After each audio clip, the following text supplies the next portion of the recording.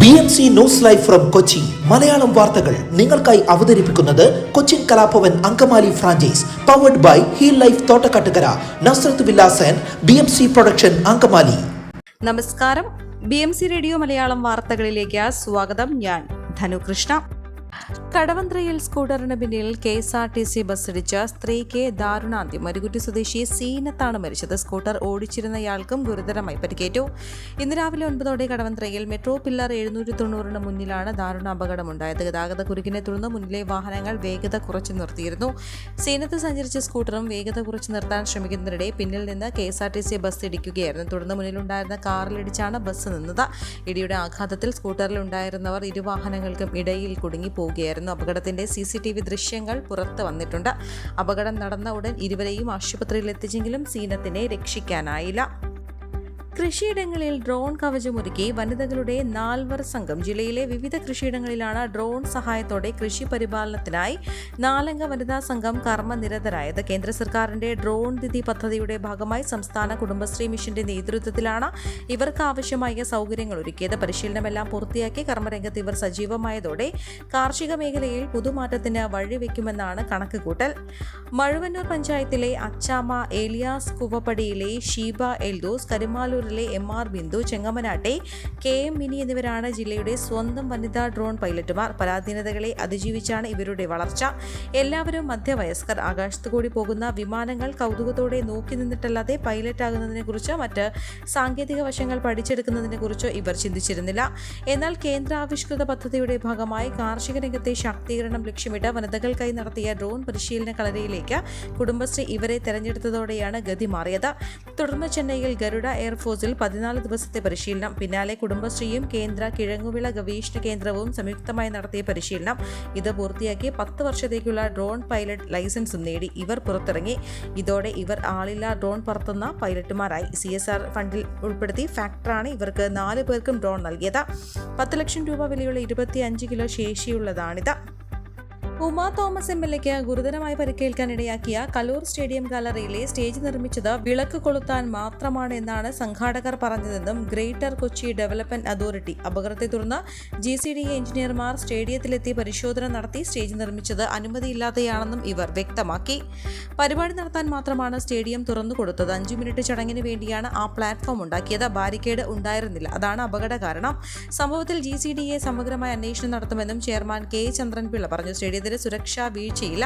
പരിപാടിക്കായി നിർമ്മിച്ച സ്റ്റേജിന് ബാരിക്കേഡ് ഇല്ലായിരുന്നു. ഇതാണ് അപകടത്തിന് കാരണമായത്. പരിപാടിയുടെ നടത്തിപ്പുമായി ബന്ധപ്പെട്ട എല്ലാ സുരക്ഷാ കാര്യങ്ങളും ഇവർ ചെയ്യണമെന്നും കരാറിൽ ഒപ്പുവെച്ചിരുന്നു. എന്നാൽ അത് ഇവർ പാലിച്ചില്ല എന്നാണ് വ്യക്തമാക്കുന്നത്. അതിനാൽ വീഴ്ച സംബന്ധിച്ച പോലീസ് അന്വേഷണം നടത്തുമെന്നും അദ്ദേഹം പറഞ്ഞു. അതിനിടെ MLAക്ക് പരിക്കേറ്റ സംഭവത്തിൽ മൃദംഗനാഥം പരിപാടിയുടെ സംഘാടകരായ മൃദംഗ വിഷൻ എന്ന സംഘടനയ്ക്കെതിരെ പോലീസ് കേസെടുത്തു. നടിയും നർത്തകിയുമായ ദിവ്യ ഉണ്ണിയുടെ നേതൃത്വത്തിലായിരുന്നു നൃത്തപരിപാടി സംഘടിപ്പിച്ചതിൽ സുരക്ഷാ വീഴ്ചയുണ്ടായി FIR ചൂണ്ടിക്കാണിക്കുന്നു. സ്റ്റേജ് നിർമ്മാണ കരാറുകാർക്കെതിരെയും FIR രജിസ്റ്റർ ചെയ്തു. സ്റ്റേജ് നിർമ്മിച്ചത് മതിയായ സുരക്ഷയില്ലാതെ അശ്രദ്ധമായാണെന്നും FIRൽ പറയുന്നു. സംഭവ സ്ഥലത്ത് ഡോക്ടർമാരോ സുരക്ഷാ ജീവനക്കാരോ ഉണ്ടായിരുന്നില്ല. സ്റ്റേജിൽ വേണ്ടത്ര സ്ഥലമില്ലായിരുന്നെന്നും ബലമുള്ള കൈവരി സ്ഥാപിച്ചില്ലെന്നും FIRൽ പറയുന്നു. പലാരിവട്ടം പോലീസാണ് കേസെടുത്തത്. ഗുരുതര പരിക്കേറ്റ MLA പലാരിവട്ടം റിനൈ ആശുപത്രിയിലെ വെന്റിലേറ്ററിലാണ്. വീഴ്ചയിൽ തലയ്ക്ക് പിന്നിൽ ഗുരുതര ക്ഷതമേറ്റു. നട്ടെല്ലിനും പരിക്കുണ്ട്. വാരിയെല്ല് ഒടിഞ്ഞ് തറച്ചു കയറിയതിനെ തുടർന്ന് ശ്വാസകോശത്തിലും മുറിവുണ്ട്. ആരോഗ്യസ്ഥിതിയിൽ ആശങ്കപ്പെടേണ്ടതില്ലെന്നും ഡോക്ടർമാർ അറിയിച്ചു. ഗിന്നസ് റെക്കോർഡ് ലക്ഷ്യമിട്ട് നടത്തുന്ന നൃത്തപരിപാടിയുടെ ഉദ്ഘാടന ചടങ്ങിന് സംബന്ധിക്കുന്നതിനിടെയാണ് ഉമാ തോമസിന് പരിക്കേറ്റത്. കൊച്ചി കലൂർ അന്താരാഷ്ട്ര സ്റ്റേഡിയത്തിൽ 12,000 നർത്തകരുടെ ഭരതനാട്യ പരിപാടികൾ അതിഥിയായി എത്തിയതായിരുന്നു ഉമാ തോമസ്. സ്റ്റേഡിയത്തിൽ ഗ്രൗണ്ടിനോട് ചേർന്ന് 10 അടിയിലേറെ ഉയരത്തിലുള്ള VIP ഗാലറി ഒരുക്കിയിരുന്നു. പരിപാടിക്കെത്തിയ MLA താഴത്ത് നിന്ന് നടന്നു കയറിയ VIP ഗാലറി ഭാഗത്തെത്തി. ഉദ്ഘാടകനായ മന്ത്രി സജി ചെറിയാനെ കണ്ടതോടെ ചിരിച്ചുകൊണ്ട് അദ്ദേഹത്തിനടുത്തേക്ക് നടന്നു നീങ്ങാൻ ഒരുങ്ങുന്നതിനിടെയായിരുന്നു അപ്രതീക്ഷിതമായ വീഴ്ചയെന്നാണ് ദൃക്സാക്ഷികൾ പറഞ്ഞത്. സുരക്ഷയുടെ ഭാഗമായി റിബൺ കോർത്തായിരുന്നു ഗാലറിയിൽ നിന്ന് താഴേക്കുള്ള ഭാഗത്തെ വേർതിരിച്ചതെന്നാണ് സൂചന. കോവിഡാനന്തര കാലഘട്ടത്തിൽ ജീവനശൈലി രോഗങ്ങളുള്ളവർക്ക് സന്തുലിതമായ ആരോഗ്യ പരിപാലനത്തിന് ആലുവക്കടുത്ത് തോട്ടക്കാട്ടുകര ജംഗ്ഷനിൽ ഹീൽ ലൈഫ് തുറന്ന പ്രവർത്തനം ആരംഭിച്ചിരിക്കുന്നു. ഫിസിയോതെറാപ്പി, സൈക്കോളജി, ആയുർവേദ ചികിത്സകൾക്കായി 8089011722 ബന്ധപ്പെടാവുന്നതാണ്. KCB മന്നം 66 KV സബ്സ്റ്റേഷനോടനുബന്ധിച്ചുള്ള വാഹന ചാർജിംഗ് കേന്ദ്രം 3 മാസമായിട്ടും തുറന്നു പ്രവർത്തിക്കുന്നില്ല. അപകടത്തെ തുടർന്ന് ഇക്കഴിഞ്ഞ സെപ്റ്റംബർ 23-നാണ് താൽക്കാലികമായി സ്റ്റേഷൻ അടച്ചത്. ഒരേ സമയം 4 വാഹനങ്ങൾ ചാർജ് ചെയ്യാനുള്ള സംവിധാനം ഇവിടെയുണ്ട്. KCB അധികൃതരുടെ അനാസ്ഥയാണ് ഇത് ചൂണ്ടിക്കാണിക്കുന്നത്.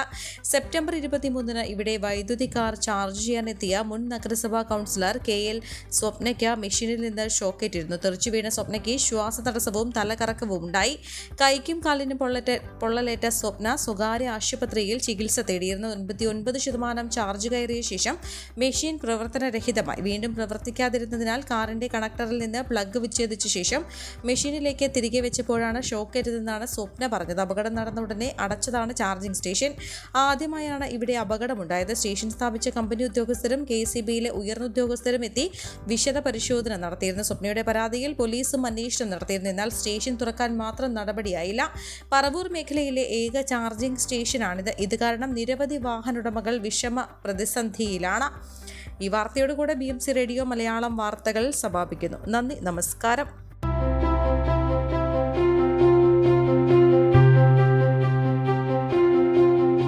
അങ്കമാലി പ്രദേശത്തെ കലാവിദ്യാർത്ഥികൾക്ക് സുവർണ അവസരം. ലോക പ്രശസ്ത കലാവിദ്യാലയമായ കൊച്ചിൻ കലാഭവന്റെ അങ്കമാലി ഫ്രാഞ്ചൈസി കരയാമ്പറമ്പിനടുത്ത് എളവൂർ കവലയിലുള്ള സ്പ്രിംഗ്ഫീൽഡ് കെട്ടിടത്തിൽ പ്രവർത്തനം ആരംഭിച്ചിരിക്കുന്നു.